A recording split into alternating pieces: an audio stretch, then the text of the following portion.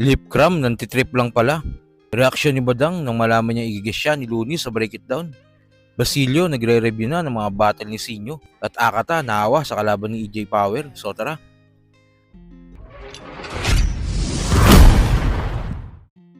Umingay nga nakaraan ng mga post ni Lip Cram na combo nila ni Enigma na nagsasabing gusto niyang umatras sa second round ng Isabuhay. At gusto niya itong ibigay sa mga natalo sa unang round ng tournament. Pero alam naman natin na malabo itong mangyari dahil hindi papayag dito si Enigma. Totoo ba yun to? Totoo ba yun?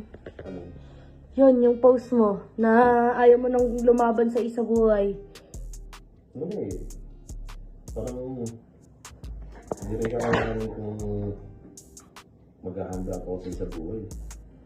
Bakit dapat kay Cancer mo na lang binigay eh. Sayang naman, rematch na sila ni Kairam. Eh, cancer naman. Eh, ba't ako lang kay MP3? Yung P3, may laban din yata sa MP3. Di mo ba madidisappoint si Enigma niyan to? Di mo ba madidisappoint si Enigma niyan? Hindi, ano ngayon? Iniisip ko yun, umuwi naman si boss. Pero syempre, deep inside, medyo dismayado talaga yan. Kaya nga, lagi akong nagpe-pray. Oo, tama.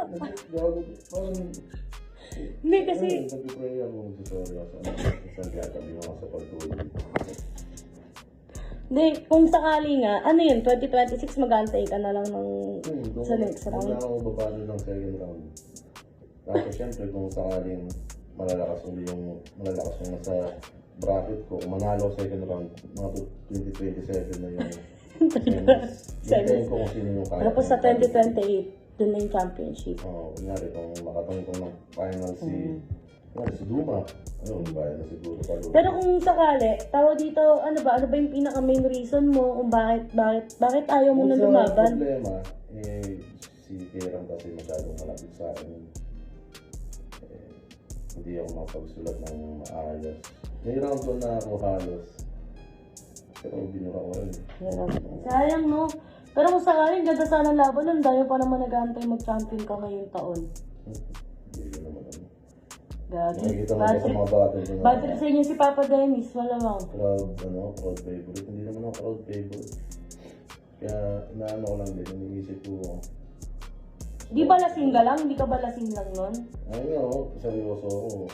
Swagay no? Sige Dennis. Sa pangalan, papaprint din ako ng picture niyo para pagdasal din lang. Tama. Hindi natatawa kasi ako. Alam mo kasi hindi ako nagsisimba no? Hindi na natatawa ako kasi syempre parang tangan na sayang naman, di ba? Kung sana akin na lang ulit yun, no? Sana ako na lang ulit yung lalaban, di ba? At sa muling post nga ni Lip Cram, tila nagkamali siya ng pag-edit. Dahil kung mapapansin nyo, chat ni Enigma ang gusto niyang ipabasa sa atin. Pero yung background ng message ay kulay blue, na dapat ay kulay gray. Dahil pag tayong nag-chat, blue ang background ng message. At yung reply naman ng ka-chat natin, ay gray dapat ang background. Sa kabilang balita naman, sa Break It Down nga ni Looney at Harlem, dito ay nireview nila labang Saki vs Sendlook. At sa gitna nga ng review nila, sinabi ni Harlem, kung gusto daw ni Looney na mag-million views ang isang video niya, i-guess niya daw si Badang. Sinabi nga ni Looney na pwede naman daw ito, pero video call. At dahil nga active sa SOCMED ang Tito Badang natin, agad itong nagbigay ng reaction niya sa mga sinabi na yon ni Looney. Yun na nga, pakinggan natin itong nila Looney tsaka ni Harlem, no? Talaga ng mga nakakatuwa lang talaga. Parang lumalabas tayo na sobrang tanga naman natin, no? Wala tayong naiintindihan. Play natin. Saying the reference sa di ba? Ba, si Badang biglang magaganyan, no? Puta, bigado tayong magagano, no? Tayo na naman agad ang binanatan, eh. Talaga namang hype. Play pa. Mga apoy na parang kinuha kay Hephaestus. Biglang gaganon siya. Ay ko nga sa'yo, kung gusto mo million views, guess mo dito si Badang. Yun, no? Actually, totoo yan, guys. At marami akong nabasa. Marami akong, nakita. At mga posting ng mga page, no? Pag ginesa ko ni Looney, talagang automatic yan, million views yan a day. Isang araw lang yan.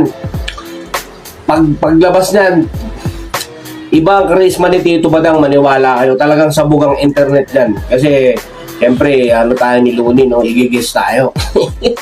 At, di natin alam kung anong mangyayari. Pwedeng katarantaduhan o pwedeng, ano, di ba? Play natin. Pikit down, badang. Gusto niyo ba yun? Parang, ano lang, no? Video call, no? Ay, gago. Video call. Tangina naman na ito talaga ni Looney, puta. Mo. Ay, nako. Video call. Gunggong talaga eh, no? Okay, play pa. Video lang. Panoorin namin mga ano, no? Enigma versus Grilly. Yung mga mahal. Putang ina yun, no, yung mga English. At sa kabilang balita pa, dahil papalapit na nga ng papalapit ang Bearmans, painit ang usapang posibleng match-up ni Basilio at Sinyo. Kung mangyari man ito ngayong taon, malamang sa buwelta o ahon ito. Sa video nga ni Flick G, kitang nanonood na si Basilio ng mga laban ni Sinyo. Tila inaaral na ng Lolo Basilio natin ang style ni Sinyo. Kasi whether you like it or not, wala kang pag-asa, Shernan. Disaster ang kahihinatnan. Hindi mo ulat ang bars, pero dapat mo pa rin akong pasalamatan. Kasi isang rapper na naman ang maaabugan.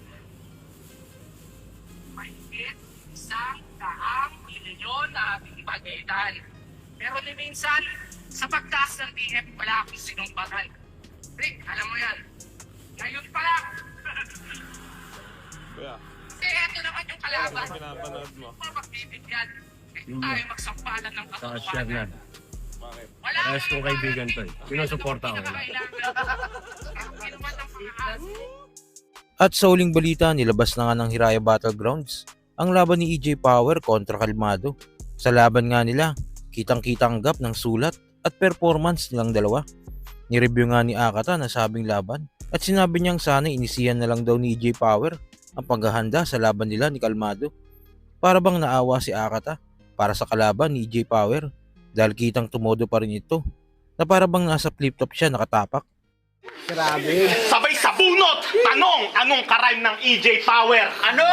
Bagyak tingalain mo ako na parang CN Tower. Oh! Ala si EJ dito, boy. I'm proud of you, brother. Salute!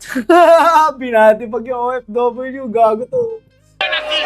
Magpakitang pagmamahal. Okay na yung konting perform, hindi yung ganyan. Walang ngayon mo ng todo, para kang si Raulo, EJ. Wala, milya-milya yung habulin ni Kalmado. Pero, kupal si EJ. Kung ako baka magpi-freestyle lang ako.